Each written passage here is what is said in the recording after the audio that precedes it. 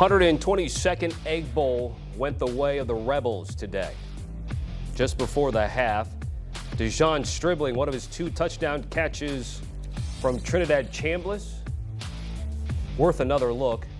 Chambliss himself had 359 yards passing and 4 touchdowns. Keywan Lacey, 143 and a tutty himself. And Ole Miss beats Mississippi State 38-19 in Starkville. They only have that one blemish on their record. All eyes moving forward toward the college football playoff. However, continuing rumors and swirls around their head coach, Lane Kiffin.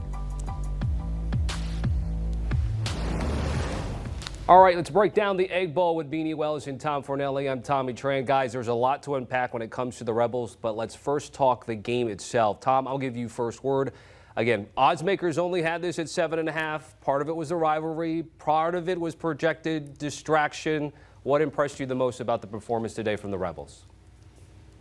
Just how, explosive they were on offense and how explosive they've been on offense all season long. Trinidad Chambliss with a fantastic game. You mentioned the numbers, 359 yards, 4 touchdowns, a couple of beautiful touchdown passes. Keywan Lacey, who has been one of the better running backs in the country, who I don't think gets a ton of pub, going for 143 yards and a score. Like you mentioned, there are a lot of potential distractions facing this Ole Miss team. Then you toss on just the emotions of a rivalry game like this for any team at the end of the season, and then everything that's still on the line for this Ole Miss team to where they have a chance to get to the college football playoff. So for them to come out and be as clean and efficient in this game, although, there were some fisticuffs and some shenanigans going on during the sidelines, but we come to expect that during every single Egg Bowl. It wouldn't be an Egg Bowl without it. But still, all in all, I just thought it was a very impressive performance by the Rebels, and it just goes to show why this team has been so successful all season long. They're a very good football team. Yeah, things did get a little spicy there in that game in Starkville. Beanie, let me ask you a bit of a different question, because you've been on some good teams, you played in some rivalry games. Just because you win doesn't mean there weren't distractions. Sometimes I feel like if you won, there wasn't a distraction, and if you lose, you were distracted. Clearly, I think there are some outside noises here, but how do you really try to focus that in? End of season, a lot on the line against your rival. Every season there's going to be certain distractions. Now, whether they're large or not, is all relative. But nonetheless, you're going to have to deal with that. And I think the good teams figure out ways to compartmentalize and drown out the noise from the outside. I mean, I think understanding the magnitude of the moment, if you're the Rebels and where you're going with the season, and the opportunity that you guys have ahead, I think that makes it easier. Keeping focus on the task at hand, and that's get an opportunity to win a conference championship, heck, to be in a conference championship, something that Ole Miss hasn't done in the college football playoff. So most certainly, I think it's an easier task for them, even considering all the noise that they're dealing with their head coach. And that's the fun thing about this expanded format. SEC championship might not be there, but they have the bigger prize at hand. Beanie, by the way, with the whole Trinidad Chambliss jersey thing, have you even ever had anything similar or close to that happening while you played in Columbus? No, not at all. That was a wild situation. I mean, you talk about a team breaking into a locker room to steal your stuff. I mean, kudos to those guys for having cameras and being able to capture it, but nonetheless, never even heard anything like that happening before a game. It's a jersey worth taking, though, Tom, because Chambliss has been fantastic. Obviously, Austin Simmons started the year, but what a ride it's been so far for Lane riding Chambliss down the stretch. Yeah, it's been an incredible story. This is the transfer from Ferris State, not exactly, the prime time, big time football program, who came to Ole Miss, and he came to be the backup essentially because everybody thought Austin Simmons would be the starter for this team. He was the highly rated recruit who came in particularly to be Jackson Dart's replacement. And then Simmons got hurt after struggling a little bit to start the season. Trinidad Chambliss stepped in, and he just did not give the job back. He played far too well. He has been one of the best quarterbacks in the country, and it's been a great season for him. And he's probably going to be on an all-SEC team, maybe not first team, but a second or third. It's just been a fantastic year, and it's another success story for Lane Kiffin at the quarterback position. He just has a tendency to do well with these guys. One more question before I let you go as we take a look at Lane Kiffin and what he's done in Ole Miss. Right up there with John Vaught, Billy Brewer.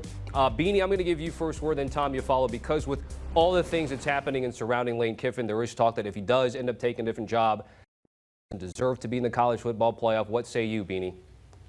I mean, they most certainly deserve it. I mean, Lane Kiffin, obviously, he's been the quarterback whisperer and, the offensive guru that's got him to this point. But nonetheless, these kids went out there and played the game. They most certainly deserve. Yes, they'll be without one of the better coaches in college football if he does take another job. But nonetheless, they worked their tails off to get to this point. I don't think you penalize the kids in this situation from, decisions made by coaches and other personnel, because I mean, these guys are out there working their tails off year round to get an opportunity to be in the position that they're in right now. Why would you want to penalize them? And right on, I got to add on top of it, if you're Lane Kiffin, if you've shown that you can win at Ole Miss, why leave? Everything's right in front of you. You just look at the names he was just mentioned with and some of the greatest coaches in that university history. Why not make your own history and make your own stamp and imprint on college football at Ole Miss? Yeah, without a doubt, this team deserves to be in the college football playoff no matter what their coach does. The problem is, 2 years ago, Florida State deserved to be in the college football playoff, too, after going undefeated and winning the ACC. But once their quarterback got injured, the committee decided, we don't really need to see them in there. We'll put Alabama in there in their place. So I don't think it's quite the same thing as losing your starting quarterback as it is to lose your head coach. But based on what this committee has done in the past, we can't rule out the possibility that they will look at Ole Miss very differently if Lane Kiffin does leave, because Ole Miss probably will not let him stick around to coach the team if he decides to leave. Alabama certainly didn't let him do it under Nick Saban when Lane Kiffin was leaving to become the Florida Atlantic coach. We've seen this story before. So we can't rule out that they'll be left out. And the fact is, if they are left out, it's one of the bigger disappointments in college sports. And I think Lane Kiffin would probably harbor a lot of the blame for it. Right after the game, if he's made up his mind on what he's doing, he said, quote, "No, I haven't. I've got a lot of praying to do to figure that out tomorrow." Tom, Beanie, guys, thanks for dropping on today. Talking about Ole Miss's big win over Hail State in the 122nd Egg Bowl. There's Lane Kiffin. Does he stay, like Beanie says, and build a powerhouse at Ole Miss, which he's done already for half a dozen years? Or does he go out somewhere? Florida now out of the mix, but LSU reportedly still very much in the mix.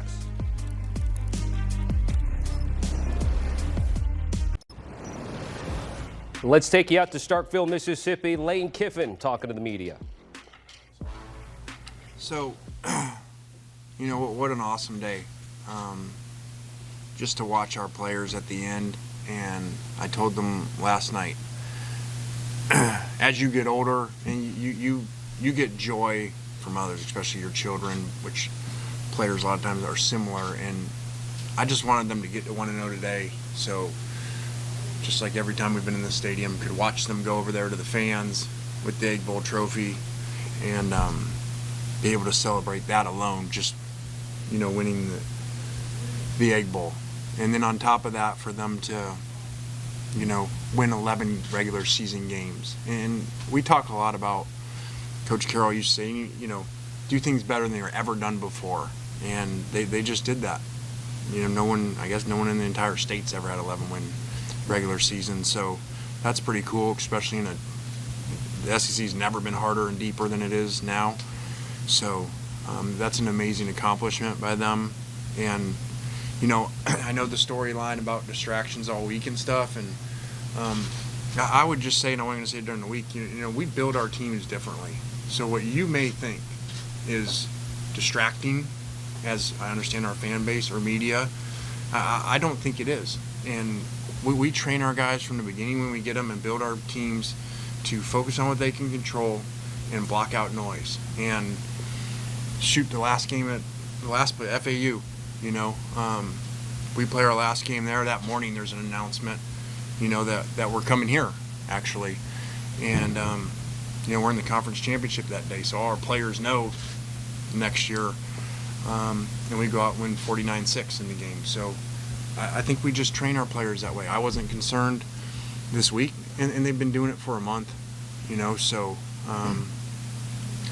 I would say maybe what, we teach our players and our staff a lot of times, that what you think might be really bad might be good. And so maybe you should think the other way, that all that distraction and all the noise outside bonds them together because they know their team, their coach, their coaches, and so they don't worry about that stuff. And everybody says, well, they're going to be distracted, they're not going to play well, or they should want a different coach. I think bonds them together to stay focused and and to play really well. And I'm not the coach for those who, I know we got a lot of people here today, but the ones that cover us, you know, if the field goal goes in at the end and, you know, you just win, you know, some game or get some call by a ref, I'm not one to say that means you played extremely well that day. Our guys played well, whatever, probably 24, 10 or 13 run, you know, once we get that last touchdown at the end of the first half. And if you're distracted and you don't have 0 negative plays the entire day on offense, not one play, not a sack, not a turnover, not a negative run for a yard, that's players executing really well and doing great. So I'm really happy for them, and it's a heck of an accomplishment. They did something no one's ever done before, and they did it in a really good style today. They played clean football, you know, kind of said at halftime, man, our programs are built different. You know, we build players to execute and play really well. Like they say down in locker room, we want to make Sports Center for making good plays, not try to make Sports Center for starting fights. So, you know, that was disappointing earlier in the game, but I was really proud of our players, how their players all left their bench, including their AD, and our players stayed on our bench, you know, like they're coached to do. So play football, and they did that today. Lane, Keith released that statement last week saying that things will be announced by tomorrow on your future. Have you made any sort of decision yet? Yeah, I haven't. Maybe that surprises you. But I guess, you know, I gotta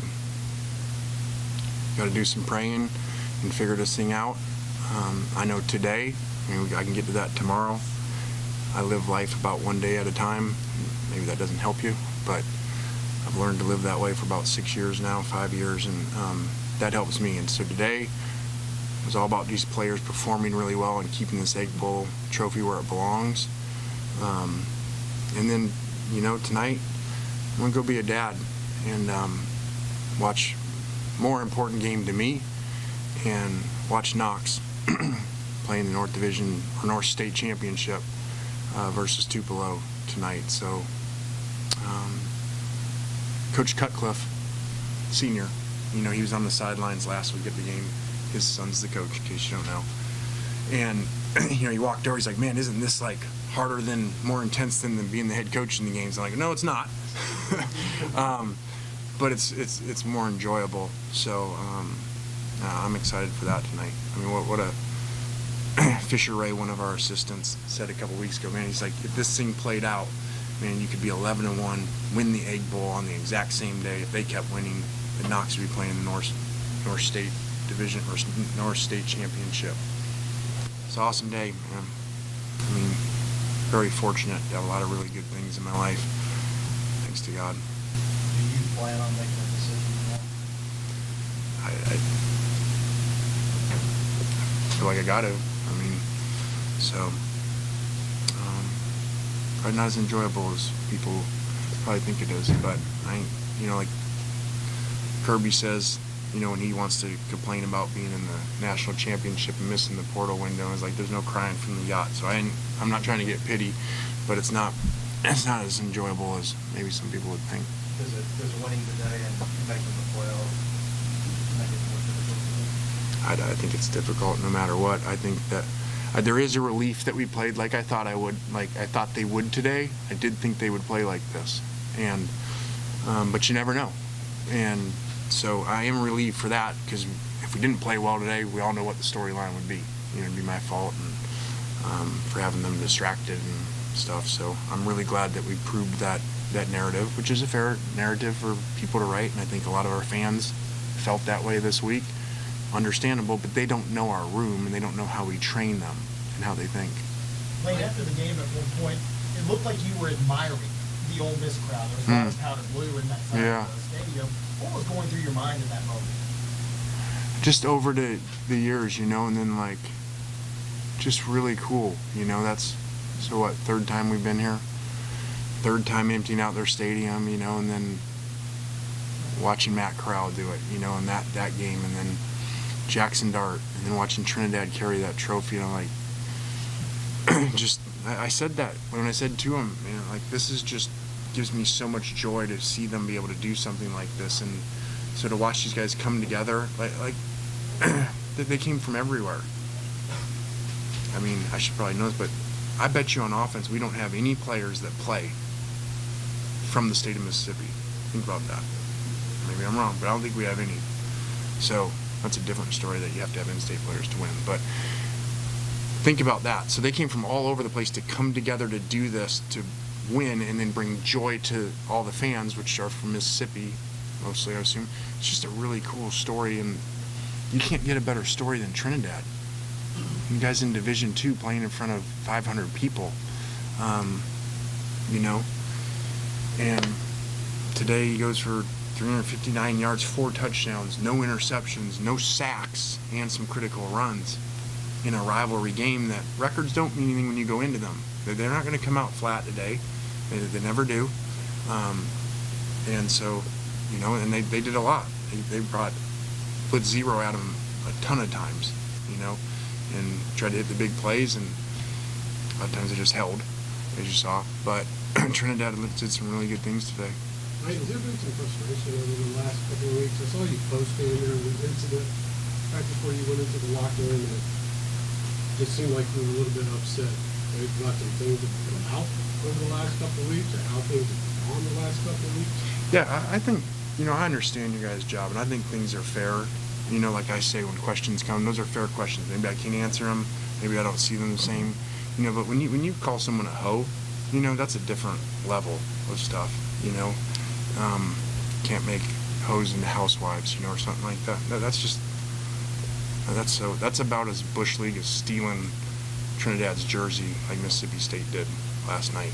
You know, luckily we had another one, but so I ain't got any respect for that. I don't either, but that wasn't the comment. The comment was, you can't turn a hoe into a housewife, hoes don't act right. It's not calling you a hoe, it's about commitment. And that's what really the question is. You wanted the commitment from people were asking about where you're committed to, you're still not doing that. So you don't think there's anything wrong with getting upset about something so innocuous as that, paying attention after a win, especially in the egg roll? I'm not playing down to your game. I actually don't even know your name. Ryan, what's the most difficult part of the decision that you have to make? Is there one aspect of it that you labor over the most?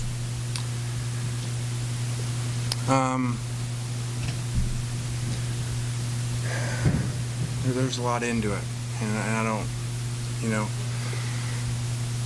it's hard decisions. You guys have them all the time. You got to make decisions about, you know, jobs you take and where you move and all those things. And again, we get paid a lot, so I understand ours is, you know, under a different spotlight and scrutiny. But, you know, a lot of people that are critical of it are the same people that they do it all the time. They make decisions, and you know, they got to figure out the best things to do. In other professions, it's a little easier because you get to go to places, and you know, they bring you there and you go for a weekend. You see all the schools and neighborhoods and all the stuff, and then you make the decision. And you know, our jobs are more difficult that way, but I'm not complaining about it. Is there a certain number of people that you rely on that you can call as you're going through something like this? You said you were going to be a dad tonight. Yeah. Later tonight, probably have to make a decision in the morning. I'm not asking you to give out names. Do you have a group of people you rely on for something? Yeah, I do. You know, I miss my dad on this. You know, I really missed him this week. And so, you know, my 2 calls will be the closest to that from advice, what my dad would say to do on these things, and that'll be Coach Carroll and Coach Saban.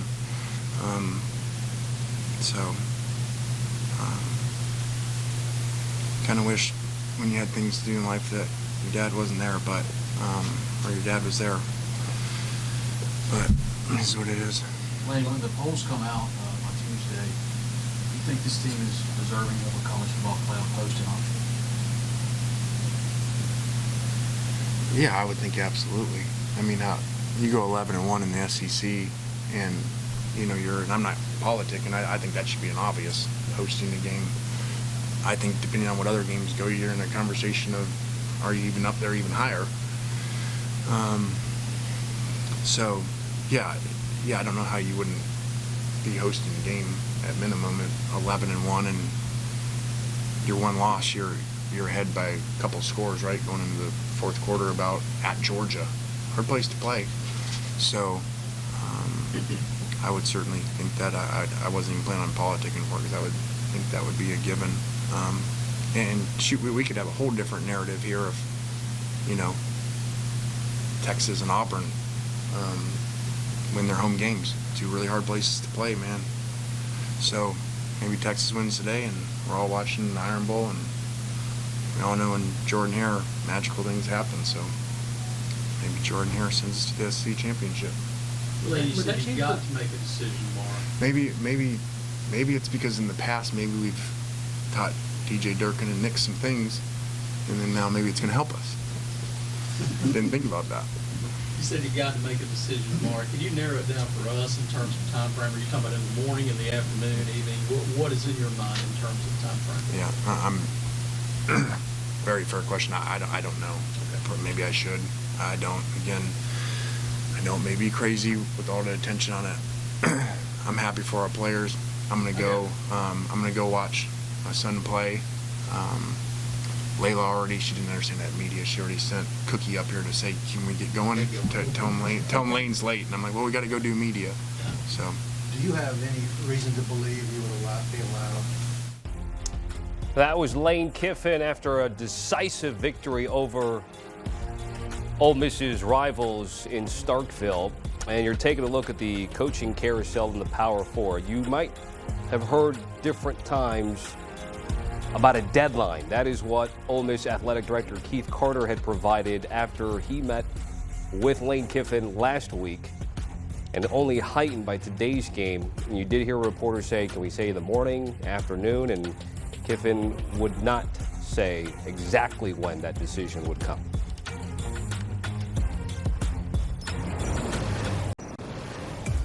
Well, it was a big win for Ole Miss over their rivals Mississippi State as they win the Egg Bowl 38-19, but nobody was really locked into the game, were they? Everybody is wondering where the Lane train will make its stop next. Of course, we had a chance to hear from Lane after the game. He is still pushing that decision off for a little bit longer, but there's some speculation about where he's going to coach. Is he staying? Is he going? Only time will tell.